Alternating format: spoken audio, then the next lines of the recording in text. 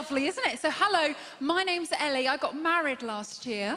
Thank you. It's lovely being married. Just been sort of spending the last 12 months getting used to it. So remembering to call myself a missus, remembering not to sleep with other people. Apparently that was quite important, apparently. No, because right, don't get me wrong, right? I love my husband. But I also love Weetabix. And if someone told me that Weetabix was the only cereal I was allowed to eat for the rest of my life, pretty sure in a few years, I'd want to fuck another man. My wedding was quite unusual, actually, because you might not know this about me. I'm a full-time comedian, but I'm also actually a part-time professional feminist icon.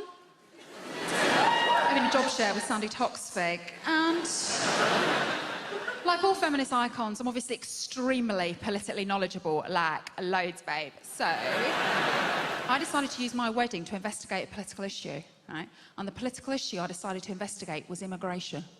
So what I did, guys, I married an immigrant. Oh! I know, immersive, isn't it? I'm basically Louis Theroux. It was a bit tricky at the beginning. I was like, oh, God, what does it eat? No, don't give it milk and bread. Can't have that. Oh, no, that's hedgehogs, isn't it? As you were. Flat palm. Now, my immigrant, he is Australian-themed. But they also come in other flavours, they do. They also come, don't you know this, with different outfits you can change. Great fun. Sometimes I put my one in a suit. I'm like, oh, smart immigrant. Sometimes I put him in a pair of trainers. Oh, casual immigrant. Sometimes I put him in a job that a British person can't or won't do.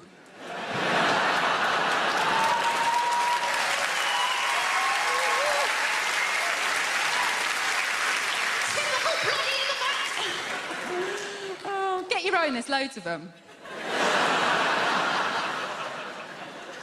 Honestly, he's probably the best accessory I've ever had, and I own a taser. So no, it's really nice being married, because I'm not sure about having kids right now, so it means I'm very aware of my contraception, so I've done all the research for you. So the pill, 99% effective. Condoms, 99% effective. Eating a large Indian takeaway, and then going, oh, look how pregnant I look! 100% effective. But my view on kids actually helped me become a little bit of an internet sensation earlier this year. There was this thing on Facebook, I don't know if you saw it, it was called the Motherhood Challenge. So it's where mums were putting up 5 photos of themselves that made them proud to be a mother. So there were pictures of, like, little Ken on the beach, little Ken trying avocado for the first time, little Ken asking, what kind of a name is Ken for a toddler? Lovely, lovely. Now, I do not have a problem with anyone being proud to be a parent. I just saw a lot of this stuff, thought I'm going to do the opposite. I did the non-motherhood challenge. I posted 5 photos of myself that made me proud not to be a mother. 4 of those were pictures of me asleep.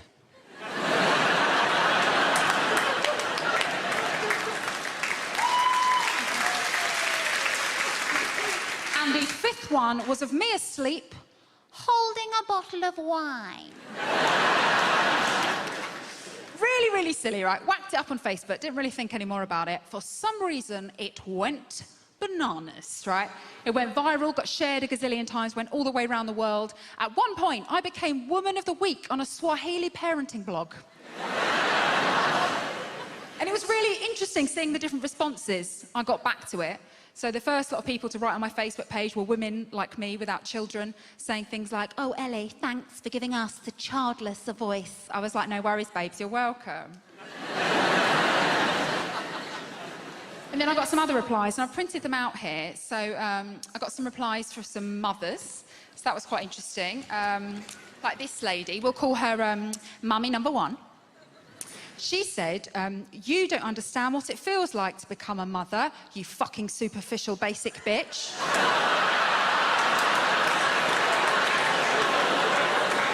Mummy number 1. So maternal, isn't she? Then what happened is other childless women started defending me against the cross mums. So like, there was this lady piped up, very angry. We'll call her Outraged from Kent. She said, "Why is this funny? Don't mock the ones who choose to be parents. Very tasteless." So then an American lady came into my rescue. Now see if you can work out why I think she's American. "Jesus Christ, woman! No one owes you an explanation. Nobody has time for another butt-hurt mommy." Outraged from Kent comes back rather sensibly with, "What on earth is a butt-hurt mummy?" "Nobody knows, nobody knows." Then other cross mums started replying to me, but these mums were from different countries, so they were insulting me in different languages. Don't worry, guys, Facebook translates it for us, so we didn't miss out. So there was this lady from Mexico. Now, when it says it, I think it means she.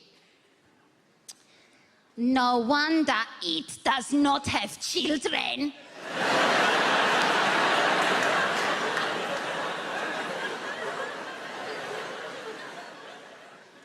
"Look at its big teeth."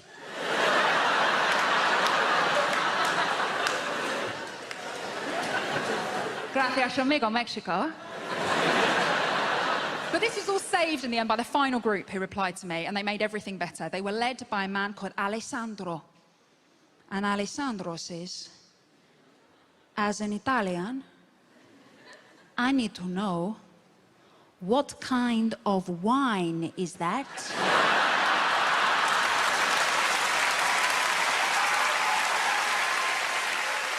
Guys, you have been an absolute dream come true. Thank you so much. I've been Ellie Taylor. Thank you.